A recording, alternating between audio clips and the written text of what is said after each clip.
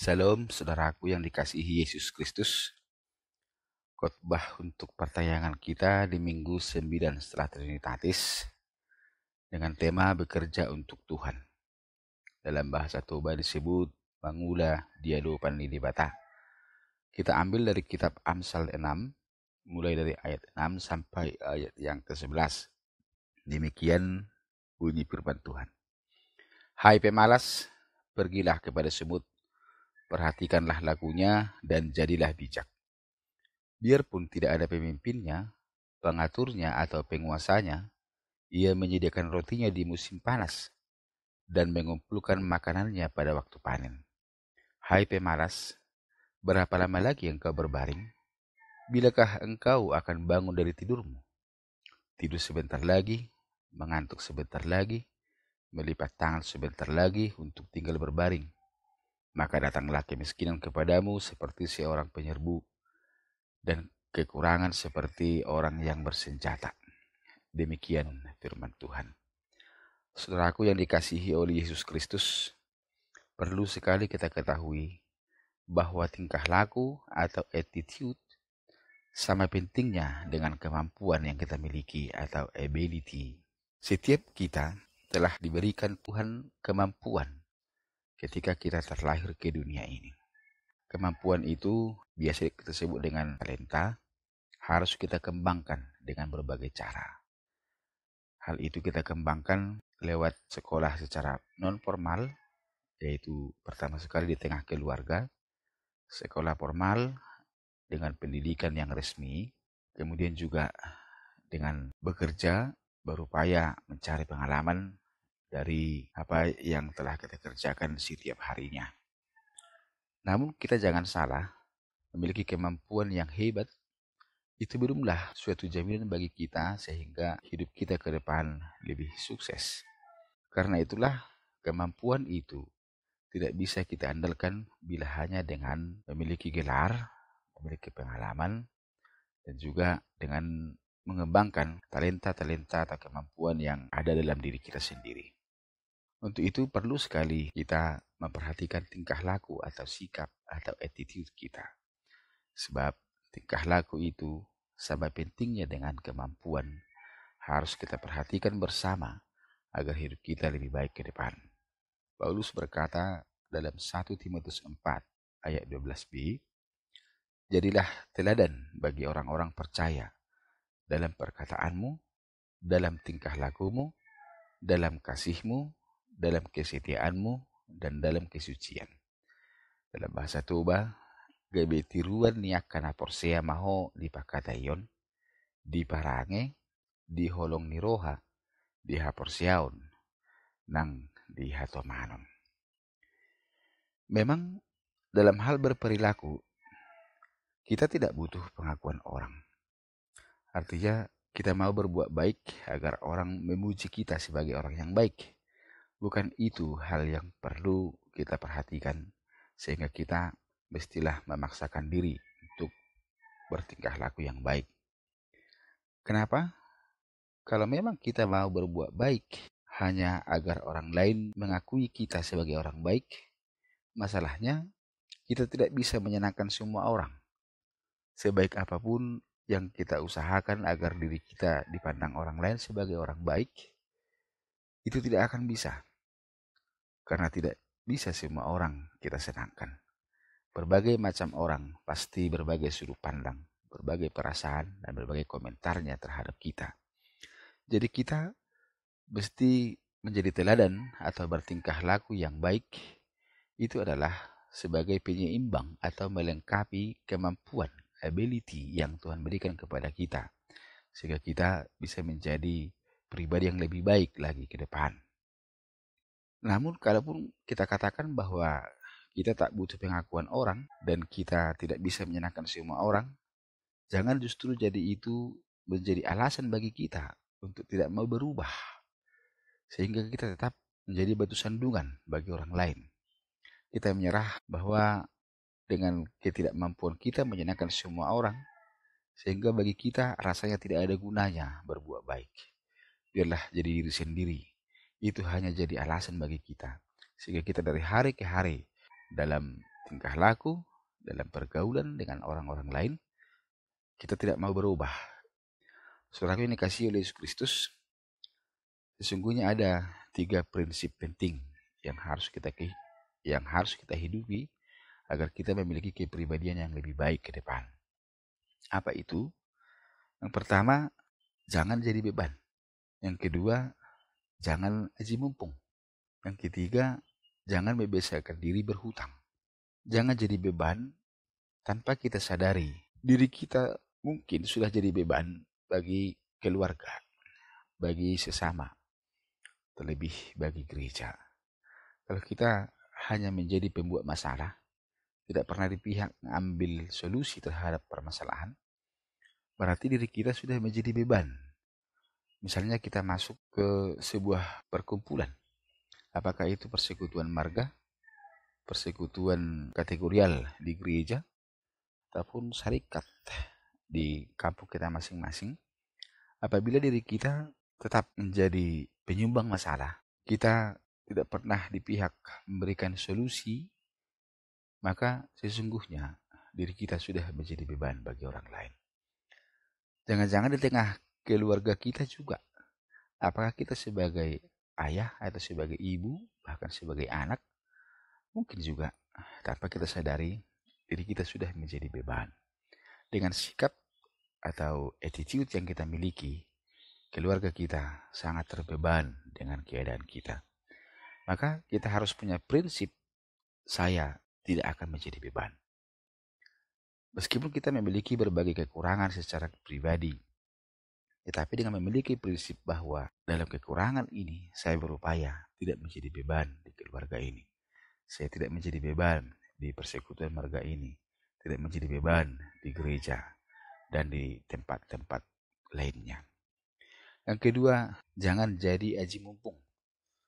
Sering sekali kalau kita perhatikan, beberapa di antara kita punya prinsip aji mumpung. Mumpung ada lebih makanan, mumpung ada pesta ini, maka saya bawalah plastik atau bungkuslah ke rumah. Apa yang kita bungkus ke rumah itu mungkin bukan untuk kita makan nantinya. Kalaupun itu untuk kita makan nantinya, itu masuk juga ke kategori aji mumpung. Atau mungkin kita ditraktir orang, mumpung ada yang menraktir, saya cobalah minta makanan yang itu, minuman yang itu. Ketika membayar, justru apa yang kita makan lebih banyak biayanya daripada yang pesan oleh si pentraktir. Itu namanya aji mumpung. Mumpung masih ada yang baik, mumpung dia masih mau baik, kebaikannya itu kita manfaatkan. Mungkin kita meminjam uang dari orang lain, mumpung dia tidak meminta. Kalaupun janji kita sudah lewat, kita tidak memberikan respon secara sesuatu hal, agar yang bersangkutan itu bersabar sedikit. Masih banyak lagi contoh-contoh aji mumpung. Yang pasti apabila kita punya prinsip mumpung dalam arti negatif, itu sangatlah berbahaya. Yang ketiga, jangan membiasakan diri berhutang. Berhutang tidak ada salahnya. Karena prinsip ekonomi, siapa yang tidak berani berhutang, dia tidak akan memiliki harta. Apakah itu dengan kredit, yang pasti berhutang yang bijaksana adalah kita memiliki hutang juga kita sudah punya jalan bagaimana untuk membayarnya. Tapi banyak sekali orang membiasakan dirinya berhutang, sikit-sikit berhutang, sikit-sikit berhutang, semua hutang. Akhirnya hidupnya jadi terbebani. Prinsip ini perlu kita hidupi. Sekaitan dengan itulah dalam tema pertanyaan kita ini, kita mesti bekerja dan haruslah punya prinsip dalam diri kita, apapun yang kita kerjakan, kerja untuk Tuhan. Bagaimana caranya? Itulah yang akan diajarkan oleh nats khotbah ini kepada kita pada saat ini, agar kita jadi lebih bijak. Tadi ayat 6 dikatakan, kita sangat baik belajar kepada semut. Agar apa? Agar kita jadi bijak dalam kehidupan kita ini. Mari kita lihat paling tidak ada 3 poin penting dari teks ini agar kita boleh menjadi bijak ke hari yang akan datang. Yang pertama, kalau kita perhatikan tadi di sini, perhatikanlah lakunya. Kita disuruh Raja Salomo berangkat dari pengalamannya sendiri melihat semut. Dia berkata di ayat 6 tadi, "Hai pemalas, pergilah kepada semut, perhatikanlah lakunya." Emangnya bagaimana perlakuan semut? Biarpun tidak ada pemimpinnya, pengaturnya, atau penguasanya, ia tetap bekerja. Semut itu bekerja sendiri, tanpa diperintah orang lain. Dan dia bertanggung jawab atas apa yang dikerjakannya. Dangarong nama nosoi, dangarong nama kirpasi, dangarong nama pengoting-oton, nama nunggul-nungguli, marang manguhumi. Ala denggado na sida, udah-udahna. Tang di pay mapareta. Alay diri na sendiri do, nama mareta ibana. Beda dengan kebanyakan manusia. Kita manusia ini kalau kita sadari, mesti sudah diperintah.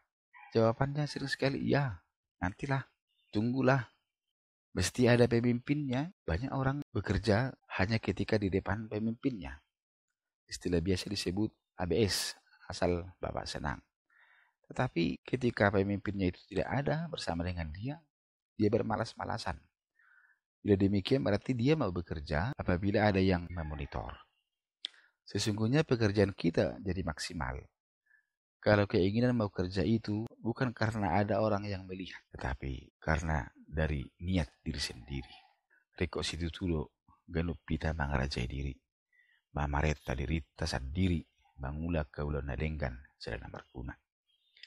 Bagaimana caranya agar prinsip ini terdapat dalam diri kita? Paling tidak 3 poin kita harus tahu dan menyadari. Pertama, sesungguhnya setiap orang terlahir dengan diberi Allah suatu benih untuk menghidupi panggilannya. Paulus membahasakannya dalam Efesus 2:10 demikian. Karena kita ini buatan Allah, diciptakan dalam Kristus Yesus untuk melakukan pekerjaan baik yang dipersiapkan Allah sebelumnya. Ia mau supaya kita hidup di dalamnya. Dengan menyadari bahwa setiap kita begitu terlahir ke dunia ini, telah diberikan Allah benih dalam diri kita, di mana benih itu harus kita kembangkan agar kita menghidupi panggilan yang telah Tuhan berikan kepada kita. Panggilan apa itu?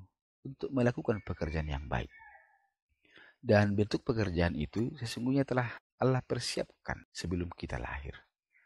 Sehubungan dengan itulah Allah mau supaya kita hidup di dalam panggilan itu, menggunakan atau mengembangkan, menumbuhkan benih yang Tuhan titipkan, Tuhan letakkan dalam kepribadian kita. Maka dengan demikian, hidup kita sesungguhnya akan semakin lebih baik dari hari ke hari. Dan kita harus menyadari, inilah poin yang kedua, bahwa talenta yang ada dalam diri kita itu, itulah yang membuat kita hebat.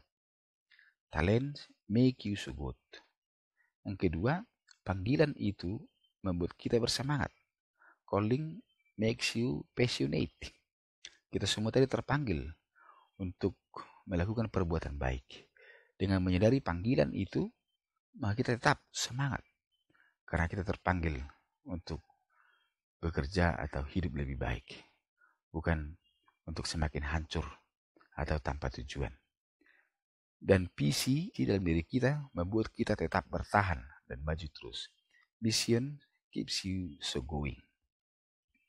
Dengan menyadari ketiga hal dalam diri kita, tadi talenta membuat kita hebat, panggilan membuat kita tetap bersemangat, dan visi dapat membuat kita tetap bertahan dan maju terus, meskipun berbagai tantangan, kesulitan yang kita hadapi dari hari ke hari.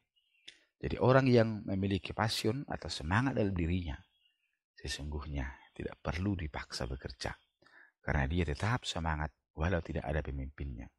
Jadi milikilah sikap enjoyment, nikmati, anggap semua bentuk pekerjaanmu itu seperti hobimu, maka kita bekerja sesuai dengan hobi kita tetap akan enjoy dalam pekerjaan itu.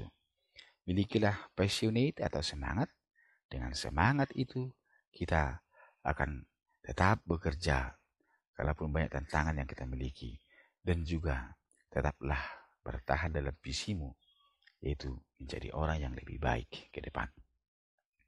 Yang ketiga, kita harus menyadari bahwa kerja itu sesungguhnya adalah ibadah, dan di dalamnya ada pelayanan. Jadi bukan hanya sekedar berkebaktian di gereja itu yang dinamakan beribadah. Bukan hanya melayani kebaktian di gereja itu, misalnya seperti kita para parhaladu, baru disebut dengan pelayanan. Tetapi ibadah itu sesungguhnya adalah totalitas dari kehidupan kita. Dan pelayanan itu adalah juga bagian dari totalitas peribadahan kita, yaitu dalam bentuk pekerjaan kita apapun dalam setiap harinya. Dalam Roma 12 ayat 1 dikatakan, karena itu saudara-saudara, demi kemurahan Allah, aku menasihatkan kamu, supaya kamu mempersembahkan tubuhmu sebagai persembahan yang hidup, yang kudus, dan yang berkenan kepada Allah. Itu adalah ibadahmu yang sejati. Terang tadi dikatakan di sini bahwa seluruh tubuh kita, seluruh hidup kita, itulah ibadah. Ternyata benar, kita perlu memahami, bukan hanya di gereja itu, berkebaktian itu disebut dengan ibadah. Di luar itu tidak lagi ibadah. Maka dengan menyadari ternyata bahwa seluruh kehidupan kita, dimanapun kita berada, apa pekerjaan kita, itu adalah ibadah bagi Tuhan. Dan di sana kita melayani Tuhan. Sekaitan dengan itu juga dalam 1 Timotius 6 ayat 1 dan 2a, dikatakan semua orang yang menanggung beban perbudakan hendaknya menganggap Tuhan mereka layak mendapat segala penghormatan, agar nama Allah dan ajaran kita jangan dihujat orang. Jika Tuhan mereka seorang percaya, janganlah ia kurang disegani karena bersaudara dalam Kristus, melainkan hendaklah ia dilayani mereka dengan lebih baik lagi. Karena Tuhan yang menerima berkat pelayanan mereka ialah saudara yang percaya dan yang kekasih. Terang tadi dikatakan di sini, hendaklah dilayani. Berarti kita bekerja, apakah sebagai karyawan? Sesungguhnya lewat pekerjaan itu, kita telah melayani Tuhan lewat pelayanan kita dalam pekerjaan itu kepada Tuhan kita, atau kepada bos, atau kepada owner, pemilik perusahaan itu. Demikian juga di tengah keluarga. Apabila kita bekerja, apakah sebagai orang tua, apakah sebagai anak, itu juga adalah bentuk pelayanan kita kepada Tuhan lewat keluarga. Jadi apapun pekerjaan kita, sesungguhnya itu adalah pelayanan untuk Tuhan. Jadi dengan menyadari bahwa seluruh totalitas kehidupan kita itu adalah ibadah dan di dalamnya kita melayani Tuhan, sudah Pak, kita tidak akan bermain-main dalam bekerja dan kita tidak akan cari-cari muka. Bapak Ibu Saudara yang dikasihi oleh Yesus Kristus, yang kedua yang menjadi pelajaran berharga bagi kita dari semut itu tadi, bila kita perhatikan di sini ayat 8. Ia menyediakan rotinya di musim panas. Musim seperti yang kita ketahui adalah berganti-ganti. Dalam wilayah kita ini ada musim hujan, ada musim panas. Ada musim sakit, ada sehat. Ada musim beruntung, ada musim kurang beruntung. Semua ada waktunya. Semut tahu ketika musim panas mereka bisa bekerja. Tetapi kalau sudah nantinya ketemu dengan musim lain, mereka tidak akan bisa bekerja. Berarti ketika musim panas ada, disitulah kesempatan mereka bisa bekerja. Mereka dengan sungguh-sungguh menggunakan waktu itu menyediakan rotinya. Apabila nanti tiba suatu saat di mana waktu mereka tidak bisa lagi untuk menyediakan makanannya, tidak bisa lagi untuk bekerja. Maka dengan demikian dapat kita katakan yang menjadi pelajaran bagi kita yang kedua adalah pandailah menggunakan waktu yang ada. Jangan habiskan waktumu berangan-angan. Jangan habiskan waktu dari hari, dari pagi ke malam terus hanya bermedia sosial. Hanya duduk merokok-merokok, berkobur-kobur, dan lain-lain. Kerja tanpa visi itu adalah kuli. Visi tanpa aksi adalah pemimpi. Banyak orang pingin itu, pingin ini, pingin jadi orang kaya, pingin jadi orang yang hebat, pingin mendapat sesuatu, tetapi malas bekerja. Itu sesungguhnya namanya adalah pemimpi. Makanya tadi Raja Salomo berkata di sini sampai 2 kali. Dia berkata, hai pemalas, Ayat 9, hai pemalas, berapa lama lagi engkau berbaring? Bilakah engkau akan bangun dari tidurmu? Tidur sebentar lagi, mengantuk sebentar lagi, melipat tangan sebentar lagi, untuk tinggal berbaring.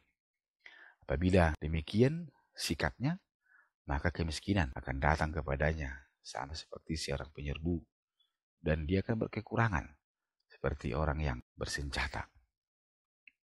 Ada 4 alasan mengapa kita sangat perlu menggunakan waktu yang ada itu untuk bekerja dengan semaksimal mungkin dalam rangka mempersiapkan masa depan.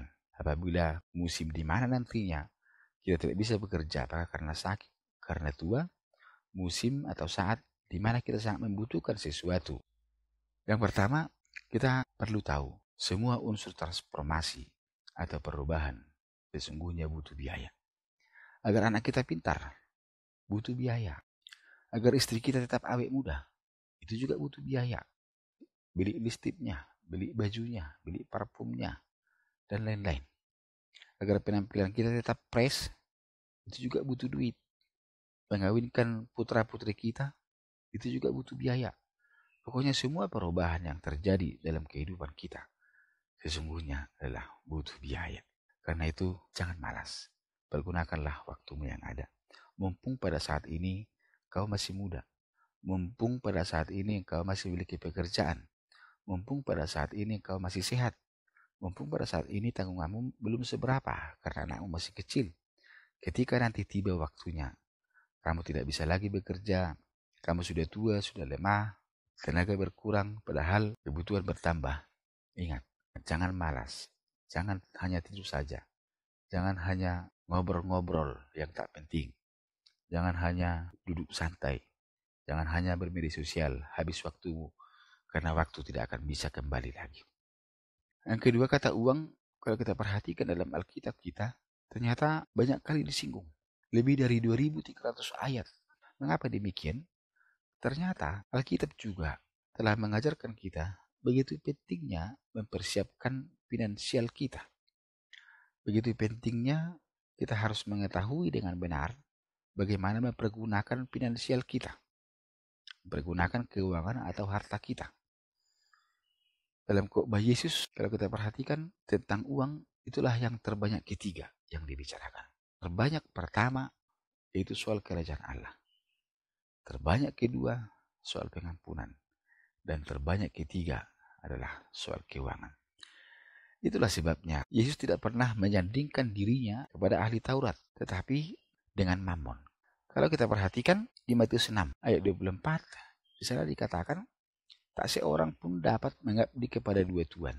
Karena jika demikian, ia akan membenci seorang dan mengasihi yang lain. Atau ia akan setia kepada yang seorang dan tidak mengindahkan yang lain. Kamu tidak dapat mengabdi kepada Allah dan kepada Mammon. Jadi Yesus menyandingkan ratingnya kepada Mammon, kepada uang. Kenapa? Karena ternyata yang paling berbahaya bagi kita adalah dipengaruhi oleh uang. Pengaruhi oleh harta. Dengan membuat pemikiran kita harta lebih penting, uang di atas Tuhan kita, sudah pasti bahwa kita akan mengutamakan yang di dunia ini. Sebaliknya, apabila kita mengutamakan Allah atau kita buat Allah di atas Mammon, Mammon dia akan kalah karena Tuhanlah yang mempengaruhi diri kita. Di sini dengan tegas Yesus mengatakan kita tidak bisa mengabdi kepada Allah juga kepada Tuhan. Jadi kita sangat perlu berhati-hati soal uang. Kalaupun tadi kita katakan dalam transformasi kehidupan kita itu butuh uang, bekerja dengan sebaiknya agar kita memiliki uang, tapi jangan lupa bahwa uang itu, Mammon itu harus kita buat di bawah bagian kita kepada Tuhan. Dengan mengabdi kepada Tuhan, maka kita akan semakin lebih baik ke depan. Itulah tadi sebabnya dalam tema kita ini dikatakan kita bekerja untuk Tuhan. Jangan bekerja untuk uang. Jangan bekerja karena ada uang. Jangan bekerja hanya agar supaya memiliki uang. Tetapi bekerjalah untuk Tuhan. Buatlah Tuhan di atas segala sesuatunya. Ketika Tuhan yang memimpin hidup kita, maka ialah yang memotivasi kita bekerja tanpa ada yang memonitor kita, Terlebih lagi, kita akan tahu bahwa waktu itu begitu perlu. Maka kita harus mempergunakannya sebaik mungkin, sama seperti semut itu tadi. Ketika musim panas, mereka menyediakan makanannya. Yang ketiga, kita baca tadi di selanjutnya, di ayat 8 bagian C, dikatakan dan mengumpulkan makanannya pada waktu panen. Kita tahu bahwa ketika panen, apakah itu panen kelapa sawit, atau kita mungkin bekerja baru gajian, biasanya manusia ketika panen akan berpoya-poya, boros. Ketika uangnya sudah habis, baru bekerja lagi. Beda dengan semut. Semut mengerti kata cukup, meskipun dalam kondisi panen. Itulah sebabnya di kondisi panen itu mereka terus bekerja mengumpulkan makanannya. Secara singkat dapat kita katakan bahwa semut itu rajin dan semangat bekerja serta bersungguh-sungguh nunut manguda si udauna. Tadinya banyak di antara kita ketika punya uang malas bekerja. Ketika dia baru panen, dia hari Rabu hari Kamis disiadong, isi habis. Ternyata semut bukanlah demikian. Di mana letak kesungguhan semut? Bila kita perhatikan kalau ada makanannya, misalnya ada daging. Daging itu lebih berat dari dirinya. Semut berupaya bekerja sama. Itulah sebagai tanda semangat kerja, kesungguhannya. Semut dapat mengangkat beban di mana beban itu 10 kali lipat beratnya dan besarnya dari mereka. Tidak ada alasan saya tidak bisa. Tapi mereka berkat kerajinan dan kesungguh-sungguhannya berupaya bagaimana mengumpulkan makanan yang berat itu. Sekitar dengan itu juga, di Amsal 22:29 dikatakan, pernahkah engkau melihat orang yang cakap dalam pekerjaannya? Di hadapan raja-raja ia akan berdiri, bukan di hadapan orang-orang yang hina. Maksudnya orang yang cakap dalam pekerjaannya itu, posisinya akan di tempat yang terpandang. Jadi kita perlu cakap dalam pekerjaan. Sama seperti semut tadi, ketika beban yang mau diangkat itu berat, jauh lebih berat dari dirinya, tetapi karena kecakapan dalam dirinya, mereka berupaya mengangkat secara bersama-sama. Ternyata orang yang demikian, dia akan berdiri di hadapan raja. Itu kata Raja Salomo. Dia akan memperoleh jabatan, dia akan disenangi oleh raja, sudah pasti. Kalau pertemanannya, pergaulannya adalah orang-orang hebat, dia juga menjadi hebat. Tetapi sebaliknya kalau orang yang hanya cari-cari alasan, saya tidak bisa, saya tidak sanggup, padahal berkat sudah ada di depannya. Raja Salomo berkata di Amsal 22 ini, orang seperti itu akan berdiri di hadapan orang yang hina. Maka dia akan disingkirkan oleh orang dan kurang dihargai oleh orang lain. Maka Bapak Ibu jemaat Tuhan, perlulah kita cakap dalam bekerja. Di Amsal 12 ayat 24 lagi dikatakan, tangan orang rajin memegang kekuasaan, tetapi kemalasan mengakibatkan kerja paksa. Mungkin kita berkata, seandainya lah saya dulu sungguh-sungguh sekolah, saya rajin sekolah. Seandainya lah dulu saya memanfaatkan waktuku ketika muda untuk rajin bekerja, maka hidupku tidak seperti sekarang ini. Tak songonon taonokku. Penyesalan tidak ada gunanya. Karena itulah kita yang masih muda, yang masih boleh bekerja, yang masih memiliki pekerjaan pada saat ini, jadilah orang yang rajin, sama seperti semut, dan bijaklah dalam bekerja, dan bersungguh-sungguhlah dalam bekerja, karena tangan orang rajin akan memegang kekuasaan. Kita jangan hanya melihat buntutnya atau endingnya. Mungkin kita lihat orang lain pada posisi sekarang ini sudah kaya, memiliki jabatan, hidupnya sudah santai dan tenang. Padahal kita bandingkan dulu, mungkin dia kawan kita satu sekolah, di sekolah tapul tuhi dulu nak. Irana loha kodo untuk sodong nabu terperbagai seni mana. Uji EP salat pita macontek. Artinya di taraf pengetahuan dia jauh lebih rendah dibanding kita menurut kita. Tetapi seturut dengan perkembangan waktu kita lihat kita yang merasa diri hebat, punya kemampuan, tidak ada apa-apanya dari kita. Bila kita bandingkan dengan orang yang dahulunya itu kita anggap jauh di bawah kita. Kenapa demikian? Tangan orang rajin memegang kekuasaan. Kita jangan hanya melihat bentuknya sekarang ini. Di balik itu, pasti banyak tantangan, banyak hambatan, banyak persoalan yang dia lalui, sehingga dia dapat di posisi jabatan itu di kondisi seperti yang kita lihat sekarang. Maka dengan mengetahui itu, kita rajinlah dan bijaklah dalam menggunakan waktu dan juga bersungguh-sungguhlah dalam bekerja, pekerjaan apapun yang sedang kita kerjakan saat ini. Dalam Kolose 3 ayat 23-24, apapun juga yang kamu perbuat, perbuatlah dengan segenap hatimu seperti untuk Tuhan dan bukan untuk manusia. Kamu tahu bahwa dari Tuhanlah kamu akan menerima bagian yang ditentukan bagimu sebagai upah. Kristus adalah Tuhan dan kamu banyak. Baiklah, kita semua bekerja dengan giat, dengan bijak, dengan sungguh-sungguh. Dan dalam bekerja itu, mari kita punya prinsip bekerja untuk Tuhan. Pergunakanlah waktumu yang ada. Tidak harus disuruh-suruh. Kalaupun tidak ada pemimpin, tidak ada pengatur, tidak ada penguasa, tetaplah bekerja dengan sebaik-baiknya. Berikan yang terbaik dari dirimu. Maka dengan demikian, hidupmu akan lebih baik ke depan.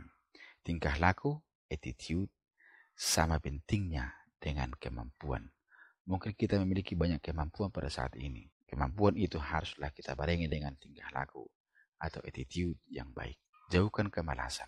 Dalam 1 Timotius 5:13 dikatakan, lagi pula dengan keluar masuk rumah orang, mereka membiasakan diri bermalas-malas. Dan bukan hanya bermalas-malas saja, tetapi juga meleter dan mencampuri soal orang lain dan mengatakan hal-hal yang tidak pantas. Jauhkan itu dari dirimu. Jauhkan bermalas-malas. Jauhkan hanya mengomentari orang-orang lain yang tidak perlu kamu campuri urusannya. Pakailah dirimu, pakailah kesempatanmu, waktumu semaksimal mungkin. Kembangkanlah benih yang Allah berikan dalam dirimu untuk memenuhi panggilanmu, supaya hidupmu penuh dengan berkat. Amin.